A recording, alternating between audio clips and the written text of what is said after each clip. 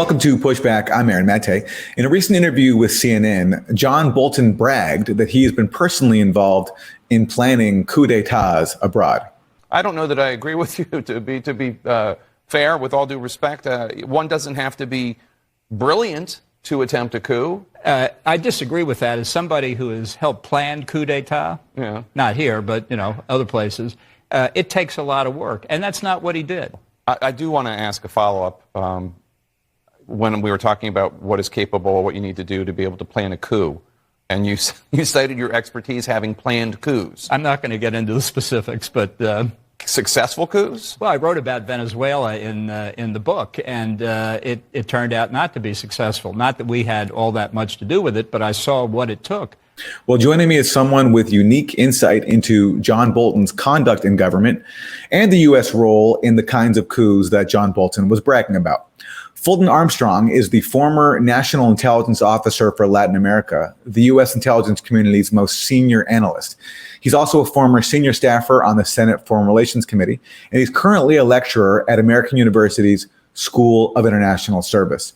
And Fulton Armstrong has personal experience with John Bolton because in 2002, John Bolton tried unsuccessfully to have Fulton Armstrong dismissed from his position. Fulton Armstrong, thank you for joining me. Happy to be here. Thanks. What was your reaction when you saw John Bolton's comments on CNN? I wasn't surprised at all. I was in government for many years, and I saw how a lot of times political appointees would be, as they like to say, success has many fathers and failure is an orphan. A lot of political appointee type people try to make everybody think that all the very big, successful, sexy covert operations that we do or their brainchild or brainchildren, is that the right word? And that failures are not their responsibility. I'm not surprised. In the case watching from outside the U.S. government as well, particularly on the Venezuela issue, about which Bolton wrote a whole lot in his book, a surprising amount. In his book, I'm not surprised that he would say that he was involved in covert operations and coups and coup d'etats and stuff like that. Can you take us back to your personal brush with him? In 2002, he tried to have you removed from your position in a senior intelligence position because your analysis was conflicting with his particular political agenda. Can you tell us what happened? Yeah, it wasn't my analysis. It was the analysis of the intelligence community. All 15 agencies presented these coordinated lines. And he wanted to push the envelope. It's normal political behavior, particularly for people who don't have a whole lot of government experience and don't know how we have these various abilities to push back. And what he wanted to do was exaggerate the quality, quantity, and range of information that we had on a Cuba-related issue, Cuba so-called biological weapons program, which he wanted to allege publicly existed. And he pushed the envelope, but he pushed in a way using staff and himself, his own name, that was inappropriate for U.S. government behavior. And then when he didn't have his way with us, he took some really, truly inappropriate steps, forms of revenge, essentially revenge against people who wouldn't conform to his agenda. We did say, just to clarify a little bit, I never had a conversation with him, exchanged emails with him, was never even in the same room as him during this so-called confrontation that he liked to allege that we were having with him. But we did tell his staff that he could say in his name whatever he wanted, or in the Secretary of State's name, or in the President's name, or in the name of the United States government if he wanted to, because in democracy, you're elected to represent a particular government. We just said he couldn't say it in our name. And that wasn't enough. He really wanted to have his way with us. And we, as a community, all 15 agencies agreed with the position that no, we weren't going to move the analysis to accommodate his political agenda. And the agenda when it comes to the allegation against Cuba was that Cuba was developing biological weapons? Yes. Or I can't remember the exact phrasing. This was quite a while ago. But that Cuba had a program that was much more aggressive, much more focused, much more advanced than the intelligence community was prepared to say. because his goal was to create a second axis of evil. Remember that great phrase, axis of evil, from the early Bush-Cheney administration. And they wanted to do a second one that included Cuba.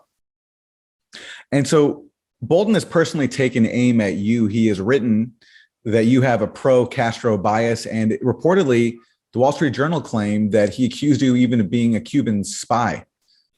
Can you talk about the allegations he lodged against you and what specific actions he took to try to have you reassigned or removed? A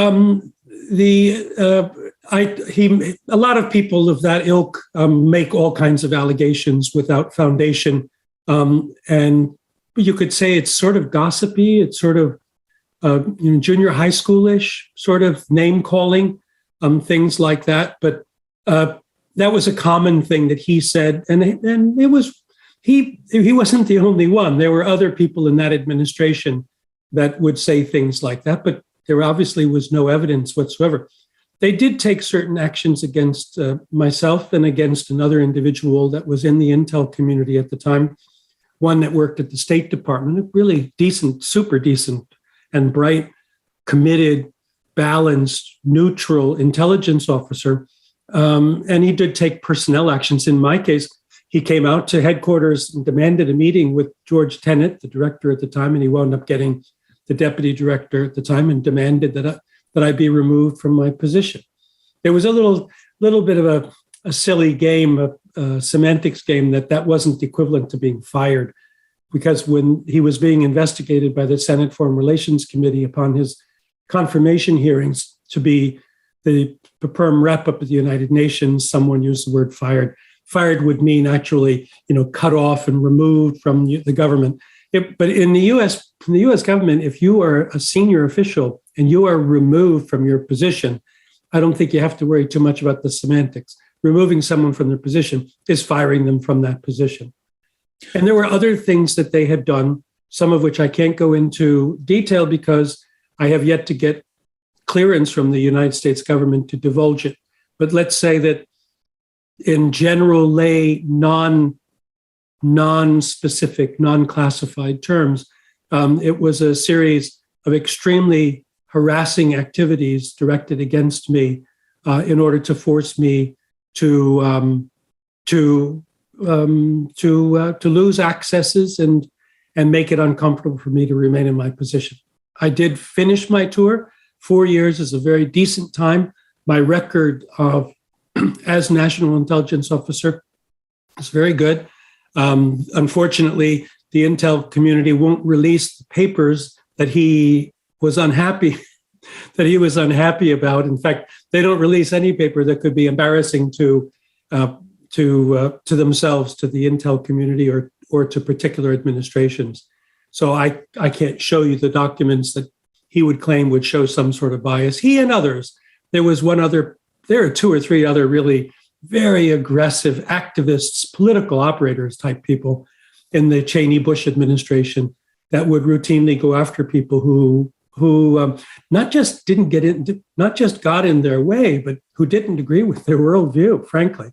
Even if everything that we did, every syllable that we would utter would have to be coordinated by all 15 agencies of the intelligence community.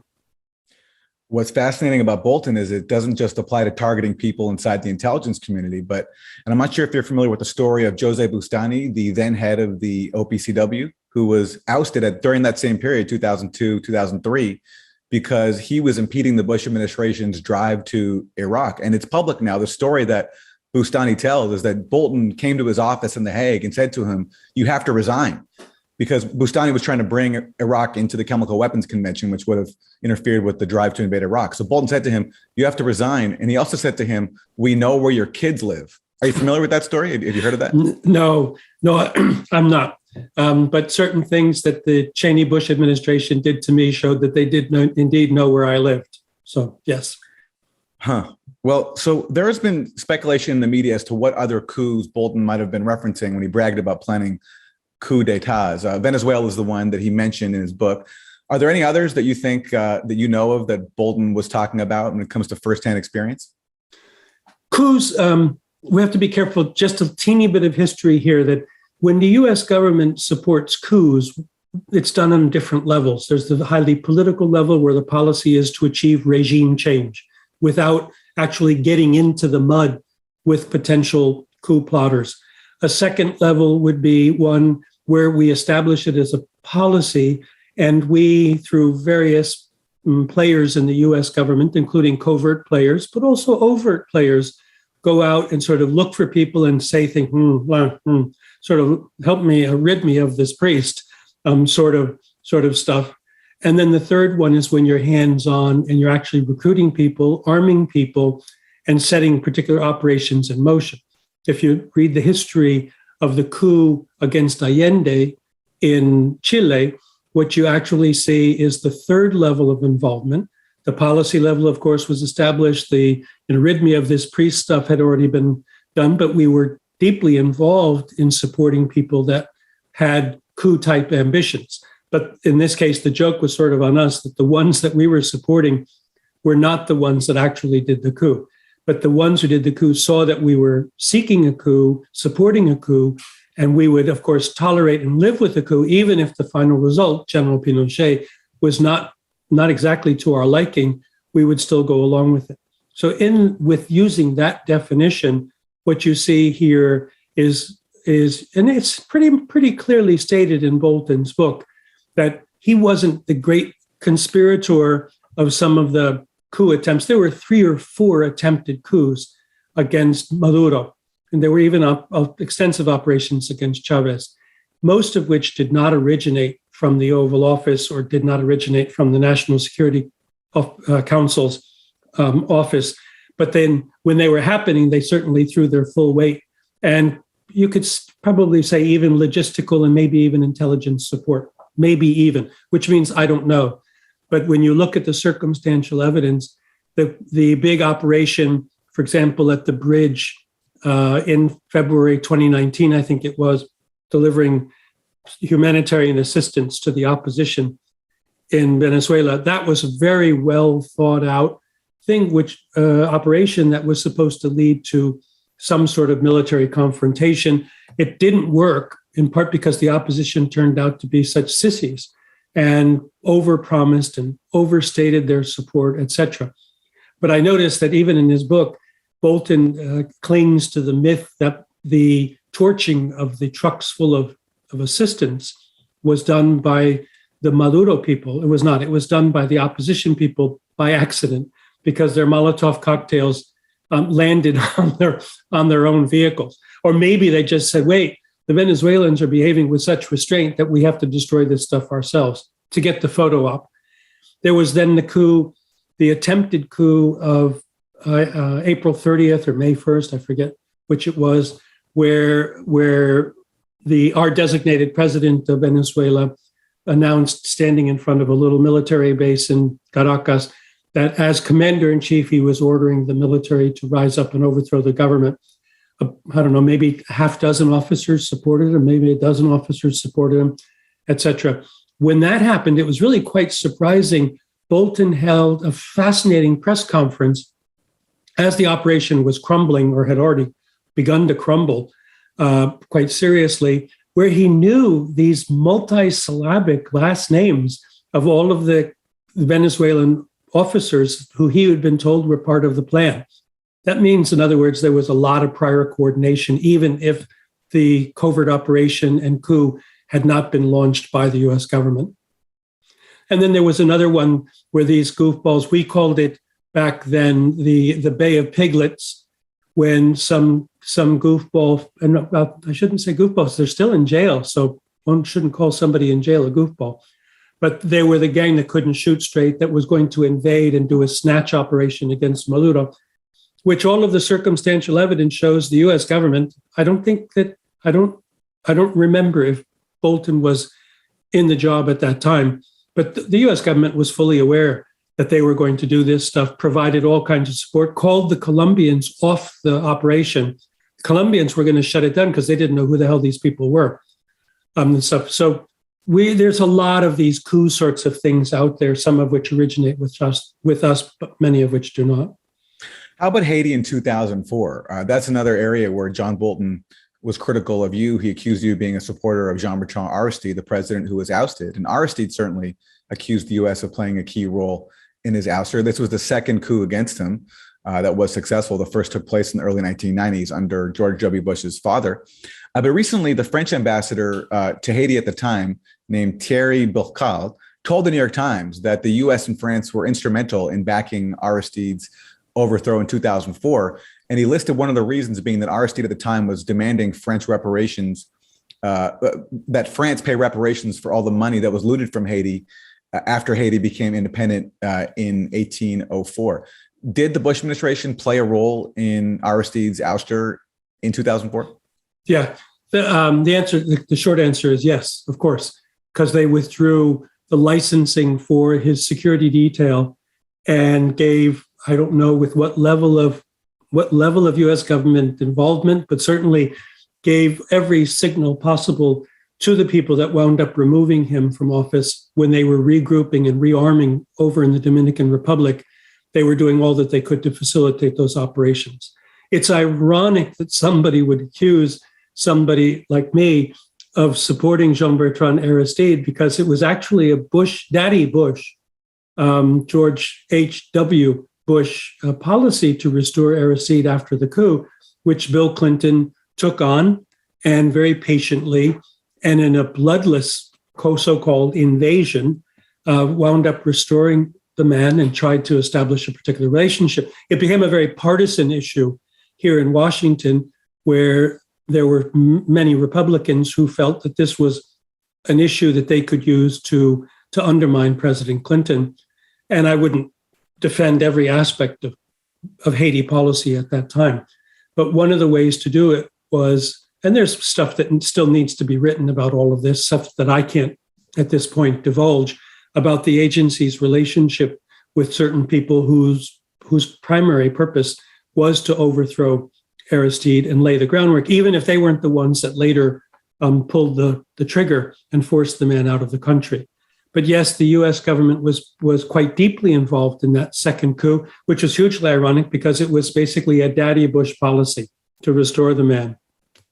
Is it fair to say, as has been alleged in public reporting, that the coup plotters against Aristide, in both cases, the early 90s and also in 2004, were linked to drug trafficking? I don't know. I don't know. That's by process of elimination, a pretty easy conclusion to be reaching on how do these guys support themselves?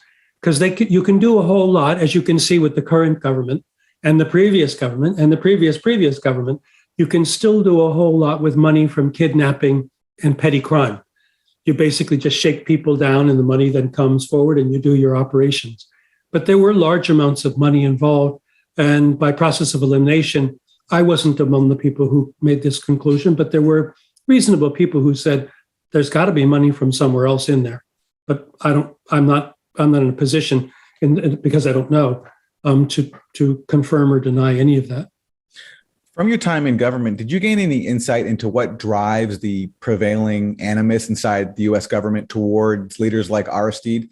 He was elected democratically twice. He was Haiti's first democratically elected president after years of dictatorship. He comes from the country's poor majority. Cables released by WikiLeaks show that even the U.S. Embassy acknowledged that he was Haiti's most popular political figure. So what drives the animus towards him in Washington? I mean, Aristide was a little bit sui generis in that way, because he was a very controversial person. He was a complicated person who did things that certainly the American type logic were not always easy to square. And he was in that way quintessentially Haitian. The way he spoke, particularly when he was speaking in Creole, was not easy to track. And we like things that are easy to track. Even if you don't do it, we track it.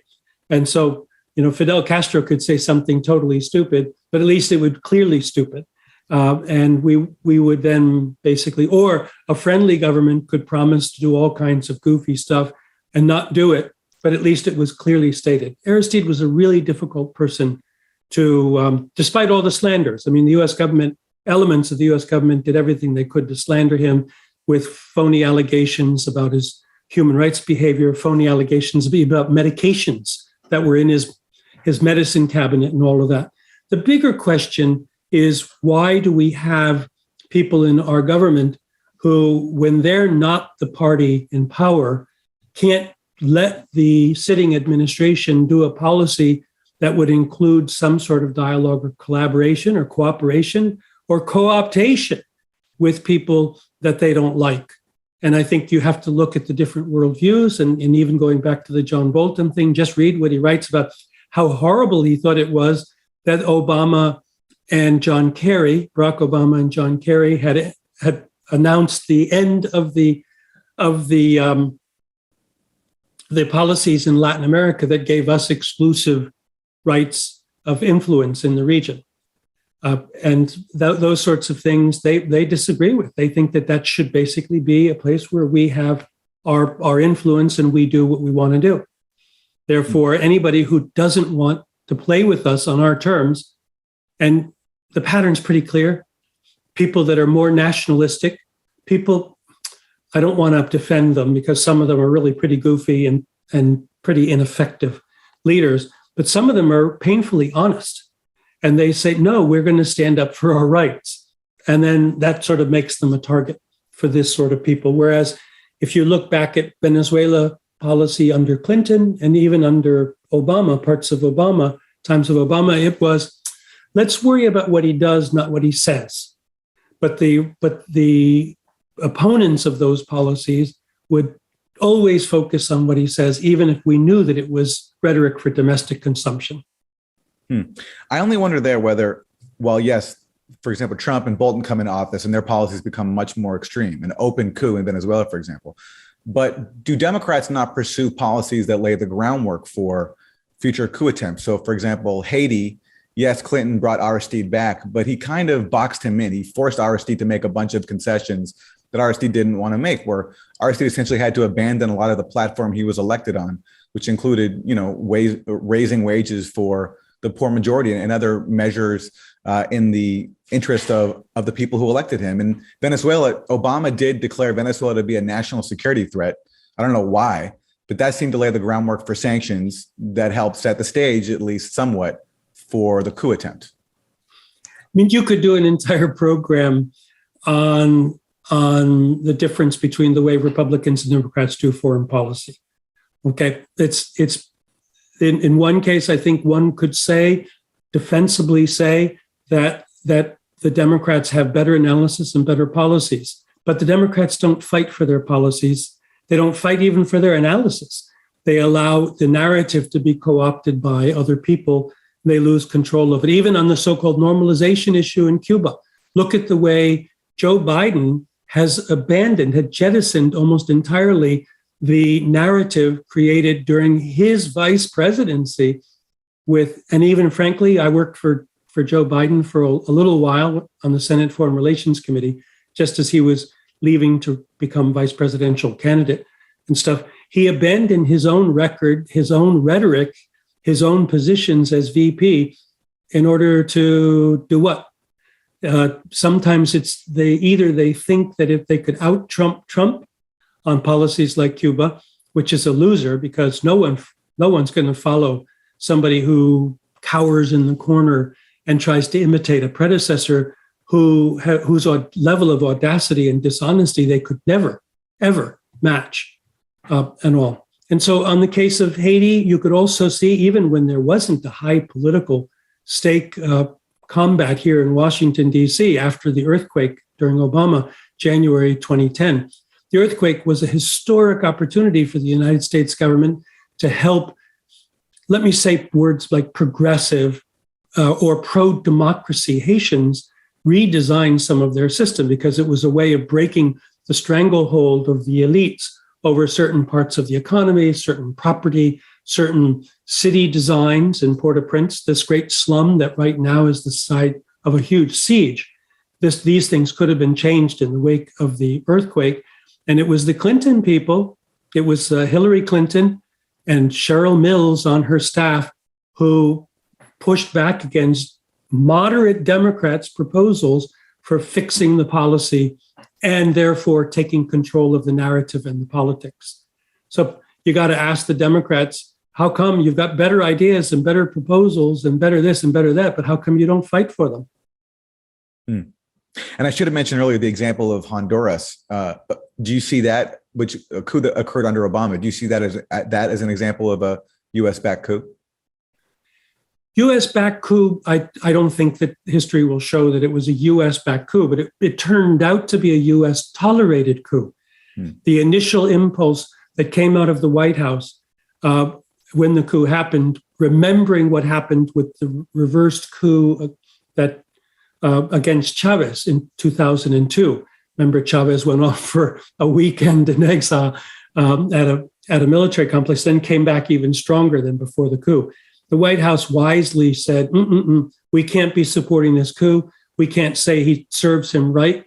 In fact, his offenses were very minor. The president at the time, Mel Zelaya, his offenses were very minor compared to the offenses of both of his successors, Pepe Lobo and Juan Orlando, who right now is in prison awaiting trial. And so, yes, it started out as good, but the State Department flipped the policy over time. The State Department flipped it and referred to the Golpista government, the Micheletti government, as our friends, and officially stated, as they said in Spanish, pase lo que pase, no matter what happens, we're going to be accepting the elections that was run by the coup regime that led to the election of Pepe Lobo. We weren't, I don't think, let me say this, I don't know of evidence that we were on the ground floor for that particular coup. We were a little bit lackadaisical and we lost control ourselves of the narrative in country, but I'm not sure if that's necessarily the embassy's fault. I just don't know. But here in Washington, actually, if you want to sort of a little bit of a laugh, Chairman Kerry, when I was working for John Kerry at the Senate Foreign Relations Committee, did a statement calling on Mel Zelaya to cut the silliness 2 days before the coup. But we didn't know that there was a coup. And we certainly didn't want our statement to be used as a rationale that Washington would support the coup. So, but it's just for a laugh. Go back and look at it. But that's part of the problem when you are a coup supporting government, that people will misunderstand your signals or people will invoke your signals falsely, artificially, for their own purposes.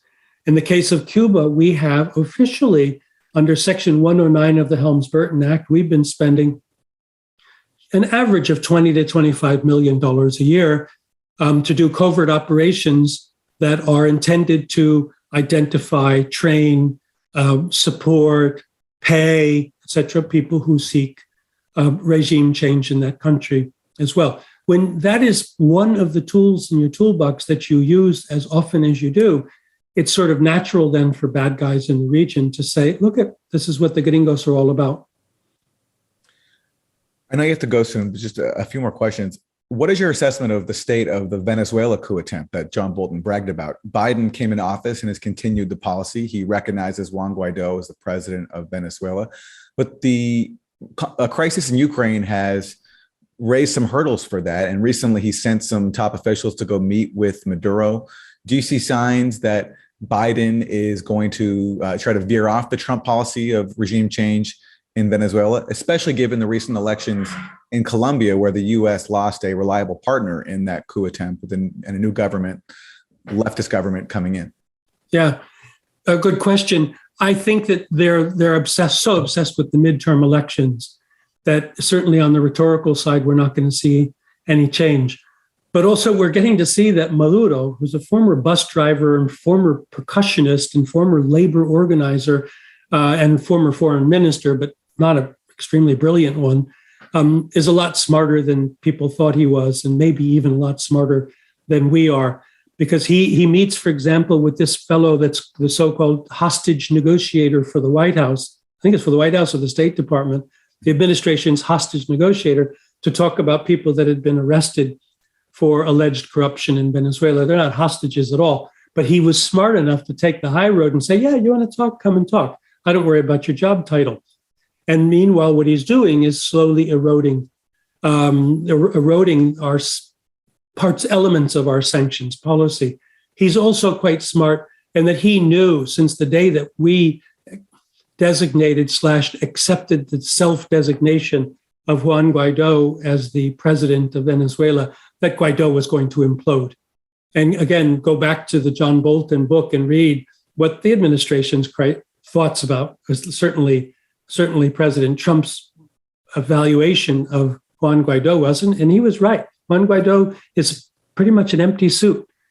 And to rely on him with sensitive operations and things like that simply wasn't good. And when they did do their own operations with or without our support, they were really goofy, like what I referred to earlier as the Bay of Piglets thing, where people are still in jail. People got killed because of that. And it was a weird operation that no one should have allowed anybody to do. So is policy shifting? I think tiny bits. I think that the bigger shock, as you just said, is that democracy in Colombia has taken a turn away from the old elites, the people that did the false positives, human rights violations, the people who took $10 billion in U.S. Plan Colombia money, and the flow of drugs today is as robust as ever. And we can't blame Venezuela for that. And that the Colombian people have said, well, you Americans might still like to stay with the status quo of Uribe and Duque and stuff, but we want change. And there's going to be change, but I'm not sure if it's going to be radical change. It's going to be cautious change, I think. But that is the primary driver now of any shift in policy. That Maduro has survived. The place is a total mess, in part because of his own incompetence. The human rights situation is not good. The behavior of the military and the police is not good. But this was our policy, and we've had years and years and years to adjust the policy. But our foreign policy apparatus at the State Department loves this sort of stuff. They were loath to change the policy, just as they're loath to change Cuba policy. And therefore, we're stuck on this treadmill of always being seen as supporting illicit changes of government rather than just letting democracy happen and sometimes dealing with accepting the consequences and dealing with them in a more of a partnership sort of way, the way Bill Clinton had said, the way Barack Obama had said. These countries we're talking about, Cuba, Venezuela, other targets of U.S. regime change or destabilization, have faced really heavy U.S. sanctions. In the case of Venezuela, there's an opposition economist named Francisco Rodriguez who's done studies pointing out just how decimated the Venezuelan economy has been by U.S. sanctions. Is there, based on your experience, are U.S. policymakers aware of the consequences of their sanctions, that these consequences are felt by ordinary people, that the government never feels the brunt of these sanctions, but it's ordinary people who suffer? What you're indirectly asking me is if our government officials are liars, because they deny it, flatly deny that the impact is that our sanctions are hurting common people. I don't like to call people liars, and I don't like to call them ignorant either. Who could look at a situation like Venezuela and see their oil, which we have completely sanctioned, their oil represents 95% of all of their foreign earnings, and who could look at Cuba and say that the U.S. embargo doesn't have a huge human cost for Cuba. Interestingly, during the period of time, the short period of time that Barack Obama's normalization policies were moving forward in Cuba, we saw an incredible amount of a flourishing of the private sector, an increase of people's independence and the quality of life also. You could say, oh, but that helps the regime survive. But the fact is that makes those sorts of things engines for change compatible with the Cuban people's needs and the Cuban people's aspirations. Will it necessarily produce results that we want in the short term in order to win elections in Florida? No, it's not going to. But you cannot deny that even our refusal to sell certain equipment, even though on the books it says that the Cubans can buy it, for them to, like syringes, for them to do their own COVID vaccination, which is quite successful COVID vaccination, that it doesn't have implications for the Cuban people.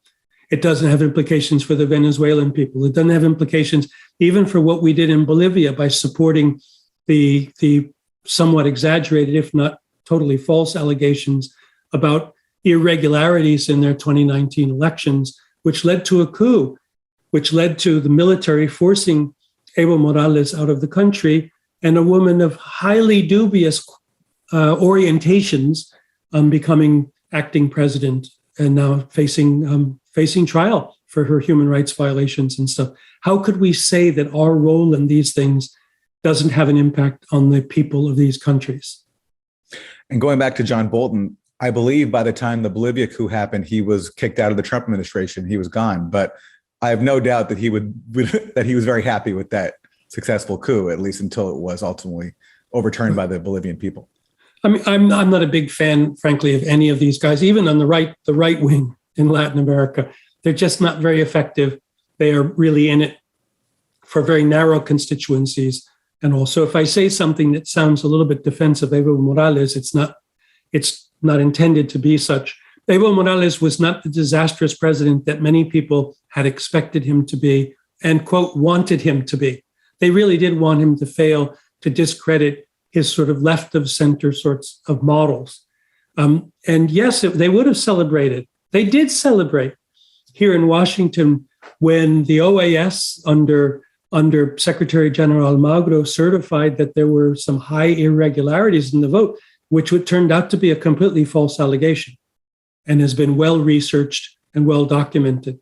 So yet another left-leaning president bites the dust, accepts exile, comes back, re-legitimizes, and hopefully will contribute to democratic progress rather than seeking revenge and behaving like the people who ousted him. Fulton Armstrong is the former National Intelligence Officer for Latin America, the U.S. intelligence community's most senior analyst, also a former senior staffer on the Senate Foreign Relations Committee, currently a lecturer at American University's School of International Service. Fulton Armstrong, thank you so much. My pleasure.